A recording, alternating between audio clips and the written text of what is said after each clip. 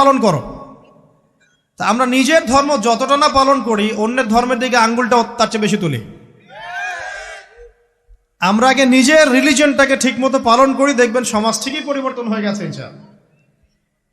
তো আমি একটা ধর্ম পালন করি বলে অন্য ধর্মের মানুষের প্রতি বিদ্বেষ পোষণ করতে হবে বা তাদের উপর ঘৃণার মনোভাব প্রকাশ করতে হবে, এটা আল্লাহ পাক শেখান নাই, তার রাসূল শেখান নাই।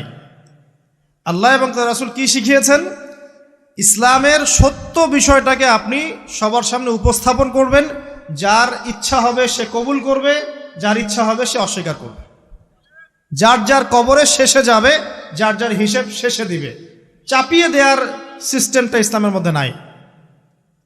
এখন আসেন, পরিবারের আপনাকে ফিতনা কিছু বললাম।